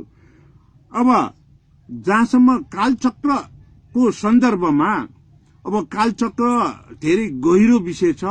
कालचक्र, काल भनेको समय, चक्र भनेको समयको चक्र। समयको चक्र भनेको भवचक्रसँगै जोडिएको कुरा हो। भवचक्रसँग जोडिएपछि यहाँ संस्कार र त्यसको पुण्यफल, संस्कार र त्यसको परिणामको कुराहरू चाहिँ आउने गर्दछ। कालचक्रको कुरालाई म यतिमा नै मात्र भन्न चाहन्छु। अब आएर हे वज्र नैरात्माको कुरा। हे वज्र उपाय नैरात्मा, यो चाहिँ प्रज्ञा। उपाय र यो चाहिँ प्रज्ञा भनेको प्रज्ञोपाय, प्रज्ञोपायको संयुक्त स्वरूप नै के हो त भन्दाखेरि यो चाहिँ हे वज्र नैरात्मा हो। हे वज्र नैरात्मा अब अहिले यो प्रशिक्षित गराउनको निमित्त, ज्ञान दिनको निमित्त हे वज्रको रूपमा वज्र बाराहीलाई यो चाहिँ लिने गरिन्छ भने नैरात्माको रूपमा गुहेश्वरीलाई लिने गरिन्छ। यसरी नै हे वज्र नैरात्मा भनेपछि यो वज्र बाराही र गुहेश्वरीको संयुक्त ज्ञान हो भनेर यति नै मात्र मैले यहाँलाई जानकारी गरे। रुद्र लक्ष्मीजी पक्कै पनि यहाँले कुरा धेरै नै बुझ्नुभयो होला, किन भन्दाखेरि यहाँको ज्ञानलाई मैले चाहिँ नि उच्च स्तरीय ज्ञानको रूपमा लिएको छु। धन्यवाद। धन्यवाद, यहाँलाई पनि धेरै धेरै धन्यवाद।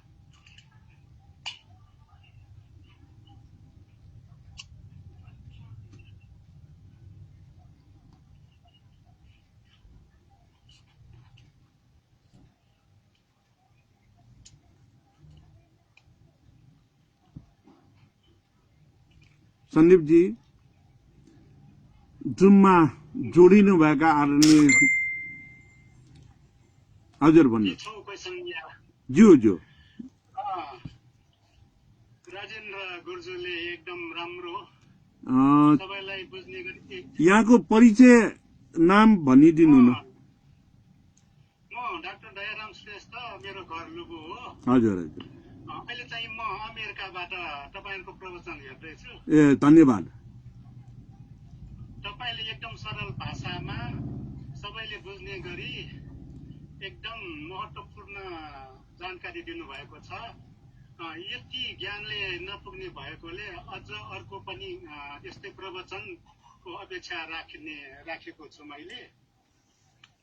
अब जिज्ञासा त धेरै भए पनि अहिले समयको पाबन्दीले एउटा जिज्ञासा मात्र राख्न चाहन्छु कि यो ईश्वर र अनिश्वरको भेद एकचोटि छुट्याइदिन हार्दिक अनुरोध गर्दछु। धन्यवाद। डाक्टर दयाराम श्रेष्ठजी, यहाँलाई चाहिँ नि धेरै साधुवाद छ। सरल र महत्त्वपूर्ण जानकारी पाए भनेर भन्नुभएको हुँदाखेरि र थप जानकारी समयले मैले चाहिँ आज एउटै मात्र प्रश्न सोधेँ भनेर भन्नुभयो। यहाँले राजेन्द्र मान बज्राचार्य युट्युब च्यानलमा हेर्नुभयो भने त्यहाँ करिब करिब 1500-1600वटा भिडियोहरू, यस्तै प्रवचनका भिडियोहरू तपाईले हेर्न सक्नुहुन्छ। थप ज्ञान तपाईले त्यहाँबाट प्राप्त गर्न सक्नुहुन्छ। अब जहाँसम्म ईश्वर र अनिश्वरको कुरा चाहिँ यहाँले गर्नुभयो, ईश्वर भनेको आत्मावादका कुराहरू हुन्, अनिश्वर भनेको अनात्मावादका कुरा हुन्। आत्मावाद र अनात्मावादको फरक भनेको यो चाहिँ ईश्वर भनेपछि तथास्तु अर्थात् वरदान दिने, अनिश्वरवाद भनेपछि अरूले दिएर हुँदैन, अरूबाट त हामीले ज्ञान मात्रै लिने हो। अरूबाट लिएको ज्ञानलाई स्वयंले अभ्यास गरेर, चिन्तन मनन गरेर, ध्यान, समाधि, योग, पुरस्चरण र अनुत्तर योगको माध्यमबाट निक्लेश भएर अगाडि बढ्ने लाई नै यो अनिश्वरवाद भनेर भन्ने गरिन्छ। अझ छोटकरीमा भन्ने गर्दाखेरि ईश्वरवाद भनेको आत्मावाद हो। आत्माको व्याख्या अजर, अमर, अकाट्य, अविभाज्य भनेर ईश्वरवादीहरूले भन्ने गर्छन् भने अनिश्वरवादीले शून्यताको ज्ञान दिने हो। त्यहाँ चाहिँ नि आत्मा छैन, ज्ञान मात्रै छ। त्यो ज्ञान भनेको पञ्चस्कन्ध, पञ्चबुद्धको माध्यमबाट हामीले प्राप्त गर्ने ज्ञान हो भनेर दिनेलाई नै यो अनिश्वरवादी शून्यताको, नैरात्माको ज्ञान भनेर भन्ने गरिन्छ। धन्यवाद। धेरै धन्यवाद। यो कोही कसो भए सुब्याडो छिटान। अरू कोही दर्शक कल्याण मित्रहरू कोही हुनुहुन्छ कि?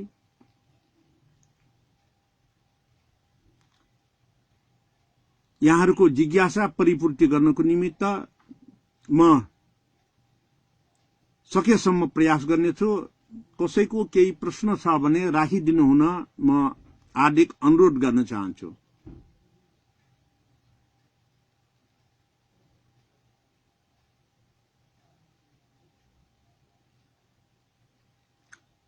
सन्दीप सर। नमस्कार गुरुजी। नमस्कार। म समीर कपाली हुँ रानीबारीबाट। हजुर। एउटा के प्रश्न राख्न मन थियो भन्दा, हजुर, यो बौद्ध धर्ममा, यो हाम्रो वज्रयानमा पुनर्जन्मको कुराहरू पनि आजकल अहिलेको जमानाबाट कतै मिल्न जान्छ वा हुन जान्छ भन्ने के संकेत दिन्छ होला? पक्कै पनि दिन्छ। समीर कपालीजी, वज्रयान बौद्ध धर्म मात्र होइन कि बौद्ध धर्ममा श्रावक यान अरहत भएर निर्माण मार्गमा जाने एउटा मार्ग हो भने महायान, बोधिसत्व यान भनेर भन्ने गरिन्छ।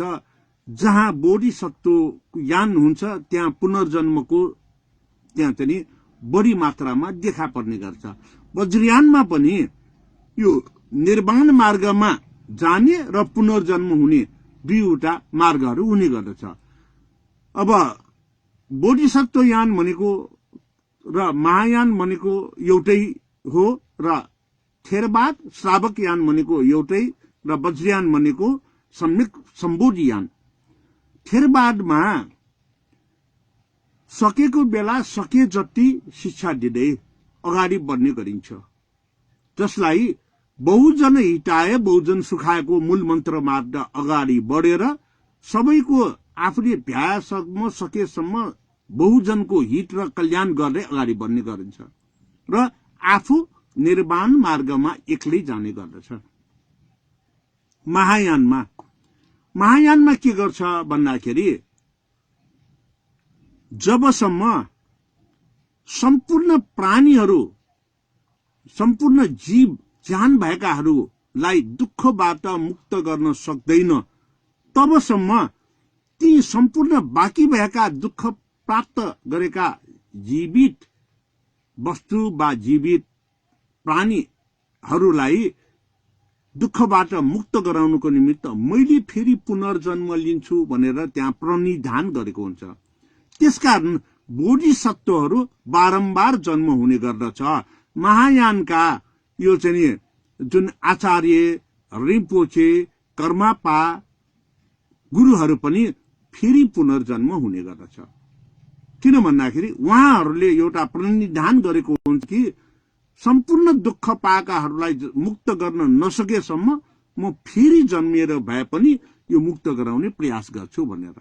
अब वज्रयानमा के छ भन्दाखेरि सर्व प्रकारम जगत सत्व प्राणी हिटाए, वज्रयानमा सर्व प्रकारम जगत सत्व हिटाए भनेर भन्ने गरिन्छ। सर्व प्रकारम सबै उपायहरू लगाएर जगत विश्व ब्रह्माण्ड निर्जीव नदी नाला हिमाल पहाड खगोललाई पनि यथास्थितिमा संरक्षित गर्नुपर्छ, त्यसलाई तलमाथि गर्नु हुँदैन भनेर भन्छ। संरक्षण गर्नु भनेको यो हिट गर्नु, अनि जगत भनेको यो विश्व ब्रह्माण्ड भएपछि अनि अर्को के भयो भन्दाखेरि सत्व प्राणी भनेको जीव ज्यान भएका सबैको हिताए हित र कल्याण गर्ने। अनि वज्रयानले यो चाहिँ सम्यक सम्बोधि ज्ञान चाहिँ प्राप्त गर्दै तथागत चर्यामा अगाडि बढ्दै अरूलाई सिकाउँदै साथसाथै लैजाँदै आफू सँगसँगै आफू पनि निर्वाण मार्गमा जाने र आफूसँग आउन चाहने सक्षम भइसकेकाहरूलाई पनि साथसाथै लगेर निर्वाण मार्गमा पदार्पण गराउने। यो गर्ने हुँदाखेरि नै जो व्यक्ति सक्षम हुँदैन वज्रयानमा पनि ती व्यक्तिहरू फेरि पुनर्जन्म हुन्छन्। अर्थात् निक्लेश हुन नसकेका, काम क्रोध लोभ मोह ईर्ष्याबाट छुटकारा पाउन नसकेका, शून्यता ज्ञानबाट अभ्यासबाट परिपूर्ण नभएका, ज्ञानलाई विवेकशीलको रूपमा प्रयोग गर्न क्षमता कम भएकाहरू फेरि पुनर्जन्म हुन्छ। इच्छा आकांक्षा भएकाहरू फेरि पुनर्जन्म हुन्छ। इच्छा आकांक्षाले फेरि पुनर्जन्म गराउँछ। अनि यो चाहिँ शीलमा नपरेका कामहरू गरेमा अथवा काम क्रोध लोभ मोह ईर्ष्याको चाहिँ त्यहाँ भागीदार भएमा संस्कार धर्मले फेरि पुनर्जन्म दुःख पाउनुको निमित्त गरिन्छ। त्यसकारणले वज्रयानमा पुनर्जन्मको यो परिकल्पना हुन्छ र एउटै यो मानव जीवनमा छिटो छोटो बाटोबाट निर्वाण मार्गमा पदार्पण भएका व्यक्तिहरू पुनर्जन्म हुँदैन, अरू पुनर्जन्म हुने गर्दछ। समीरजी, यहाँको जिज्ञासाको लागि मैले यति नै राखेँ। अरू कोही श्रोता दर्शकहरू?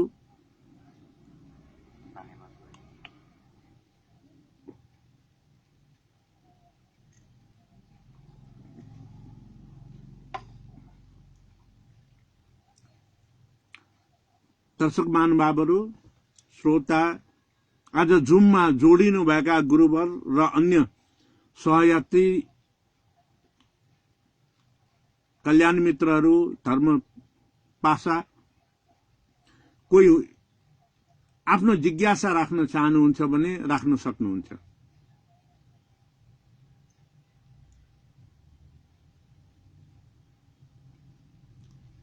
गुरुजी नमस्ते। नमस्ते जी, अनिल खपेन। अनिल अनिल बजाज। अनिल बज्राचार्य दैविजौँ भन्नुहोस्। समाधि हो निर्माण भाव छौया खगी फरक पर्छ।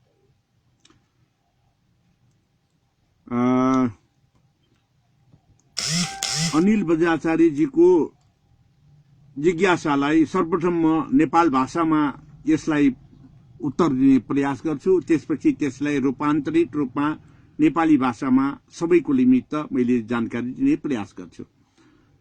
अनिल बज्राचार्यज्यू समाधि कार्यालयको ध्यान अर्थात एकचित्तता ज्ञान परिपूर्ण जीवका अभ्यस्त जी फटर कार्यालयका अधिष्ठानकया उकेट न्याक्युपटी तहैट समाधि कार्यालय समाधि ढुङ्गान उकेट झिसन अभ्यास आयोट योग कार्य योग यो अभ्यासमा योग यो अभ्यास ढुङ्गा अले वो ठीक बेठिक बेठिकौ डको टोटाइन्थ्यो ठिक त्यही हान झिसन जनाउने मयासे मगाउपट्टि हान यानुनेको या मयुपट्टि टोटाउनेको फिट पुरस्करण गाडिया चाहिँ ढाई ऊ पुरस्करण ऊ किसिम मूल्याङ्कन या ढुङ्गा अले वो डको चाहिँ टोटा ठाउने ढुङ्गा जब अनुत्तर योग योगानुत्तर थिनी वो थासन तिनी छि निर्माण मार्ग पदार्पण जिफी निर्माण मार्ग द्वाउने भई। सम्पूर्ण श्रोता दर्शक महानुभावहरू अनिलजीले सोध्नु भएको थियो समाधि भनेको नै यो निर्वाण हो कि फरक छ भनेर सोध्नु भएको थियो। ध्यान मनलाई एकचित्तता कन्सन्ट्रेसन अफ माइन्ड गर्ने, यसरी एकचित्तता गरिसकेपछि त्यसलाई अधिष्ठान गरेर त्यो एकचित्तताको कारणले हामीले गर्न खोजेका प्राप्त गरेका ज्ञानलाई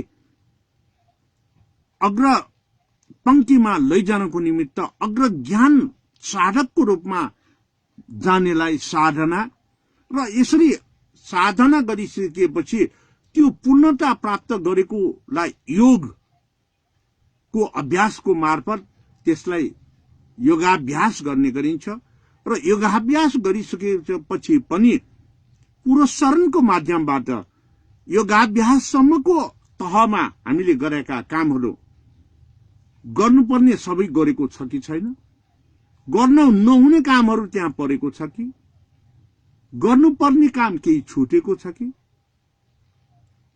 यसरी मूल्याङ्कन गर्नेलाई पुरस्करण भनेर भन्ने गरिन्छ।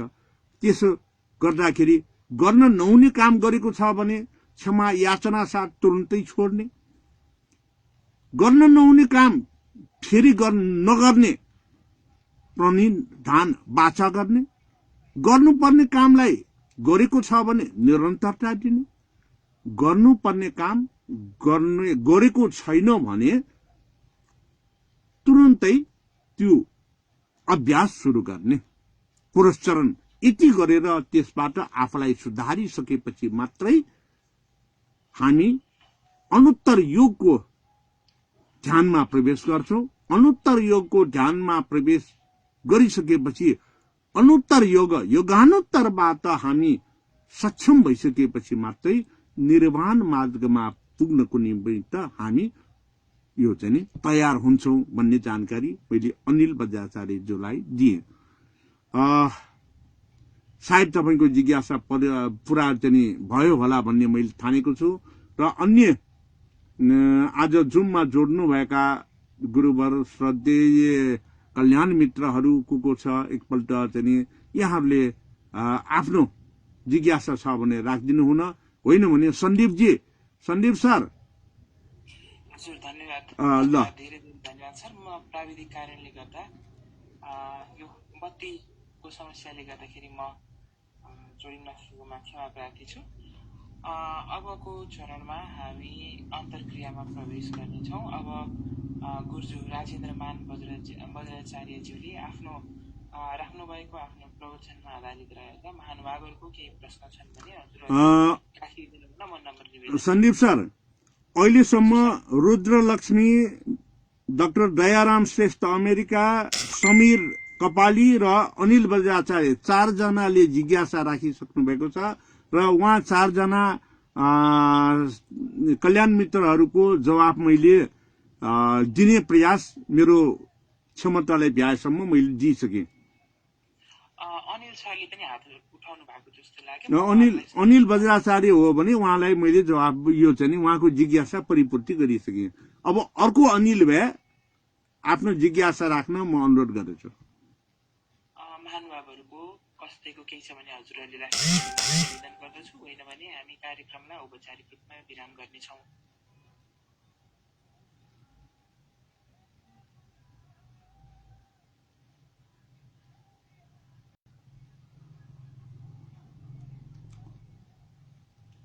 तन्त्रचर्या अभ्यासमा जुममा भाग लिइरहनुभएका सहोदर मित्रहरू, यो चाहिँ कल्याण मित्रहरू, धर्मपाशा र मेरा गुरुवर्गहरू पनि मैले देखेको थिएँ।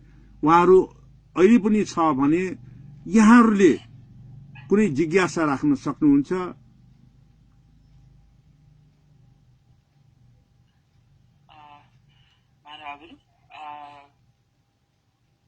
महानुभावहरूको प्रश्न, राय, सल्लाह सुझाव, जिज्ञासाहरू सायद नभएको जस्तो मलाई लाग्यो। अब गुरुजीको हजुरको अन्तिममा केही छ भने गुरुजीले राखिदिनु न, म निवेदन गर्छु। अन्तमा पनि म यही भन्न चाहन्छु, जबसम्म हामीले द्वै ज्ञानलाई अद्वै ज्ञानको दृष्टिमा लिन सकिँदैन, काम, क्रोध, लोभ, मोह, ईर्ष्यालाई हामीले छोड्न सक्दैन, शील, समाधि र प्रज्ञामा रहेर हामी अगाडि बढ्न सक्दैन, तबसम्म हामी निर्वाण मार्गमा अगाडि बढ्न सक्दैन। तसर्थ काम, क्रोध, लोभ, मोह, ईर्ष्यालाई त्याग्दै शीलमा बसेर शील, समाधि, प्रज्ञाको मार्गबाट हे वज्र नैरात्माको ज्ञानलाई, शून्यता ज्ञानलाई लिएर हामी सबै नै यो चाहिँ निर्वाणमा लाग्न सकौं भन्ने र वज्रयान सम्बन्धी केही जानकारी तपाईले चाहेको अरू बेला पनि चाहनुहुन्छ भने राजेन्द्रमान बज्राचार्यको फेसबुक र युट्युब च्यानलमा तपाईले हेर्न र राजेन्द्रमान बज्राचार्यको मेसेन्जरमा तपाईहरुले चाहिँ सोध्न सक्नुहुन्छ र आफ्नो जिज्ञासा राख्न सक्नुहुन्छ। कसैले फोन गरेर सोध्न चाहनुहुन्छ भने मेरो मोबाइल नम्बर 9841302023 जिज्ञासा राख्न चाहनुहुहरूले अरू बेला पनि 9841302023 मा जिज्ञासा राख्न सक्नुहुन्छ। यति नै भन्दै र अन्तमा सम्पूर्ण भाग लिने दर्शक महानुभावहरूलाई मेरो धेरै धेरै साधुवाद छ। यो तन्त्रचर्या परिवारका सम्पूर्ण परिवारलाई पनि मेरो साधुवाद छ। विशेष गरेर सन्दीप जीलाई धेरै धेरै धन्यवाद र साधुवाद छ। धेरै धेरै धन्यवाद गुरुज्यू राजेन्द्रमान बज्राचार्यज्यूलाई। तन्त्र चर्चा परिवारले निरन्तर रूपमा आयोजना गर्दै आएको तन्त्र परिचर्चा श्रृंखलाको आज 71औं भागमा उपस्थित हुनुभएका सम्पूर्ण महानुभावहरूलाई एवं तन्त्र चर्चा परिवारमा सहभागी हुनुभएका सम्पूर्ण भद्र महिला तथा सज्जन वृन्दलाई तन्त्र चर्चा परिवारको तर्फबाट र मेरो व्यक्तिगत तर्फबाट पनि मुरी धन्यवाद व्यक्त गर्दछु। तन्त्र चर्चा परिवारले निरन्तर रूपमा जुन आयोजना गर्दै आएको छ तन्त्र परिचर्चा श्रृंखलामा यहाँहरू भाग लिइराख्नु भएको छ। तन्त्र चर्चा परिवारलाई पृष्ठपोषण दिइराख्नु भएको छ, माया, साथ, सहयोग र हौसला प्रदान गरिराख्नु भएको छ। त्यसको लागि पनि हार्दिक धन्यवाद ज्ञापन गर्दछु र आगामी भविष्यमा पनि आगामी कार्यक्रमहरूमा हजुरहरूले निरन्तर पृष्ठपोषण गर्नु नै हुनेछ, साथ सहयोग गर्नु नै हुनेछ, माया, सहयोग र हौसला प्रदान गर्नुहुनेछ भन्ने हामी भनाइ गरेका छौँ। अर्को हप्ता हामीसँग गजानन्द राज उपाध्याय गुरुज्यू हुनुहुन्छ। उहाँले तन्त्रको विभिन्न विषयमा उठान गरेर उहाँले आफ्नो महत्त्वपूर्ण मन्तव्य राख्नुहुनेछ। यति भन्दै पुनः एकचोटि राजेन्द्रमान बज्राचार्य गुरुज्यूलाई धेरै धेरै धन्यवाद ज्ञापन गर्दछु। साधुवाद। सम्पूर्ण महानुभावहरूलाई धन्यवाद ज्ञापन गर्दै आजको कार्यक्रम यही अन्त्य भएको म निवेदन गर्न चाहन्छु। धेरै धेरै धन्यवाद। नमस्कार। निर्माण मोह जितसङ्ग दोषा अध्यात्म नित्या विनिवृत्तिकामा द्वन्द्वैर्विमुक्ता सुखदुःखसङ्घे गच्छन्ति मूढा पदमप्ययं तत्। ओम पूर्णमदः पूर्णमिदं पूर्णात् पूर्णमुदच्यते पूर्णस्य पूर्णमादाय पूर्णमेवावशिष्यते। ओम शान्ति शान्ति शान्ति। नमस्कार। भवतु सर्वमङ्गलम। सबैको हित कल्याण होस्, निरोगी होस्, सुस्वास्थ्यता का साथ अगाडि बढ्न सकौं, कोरोना महामारीबाट बचेर रहन सकौं।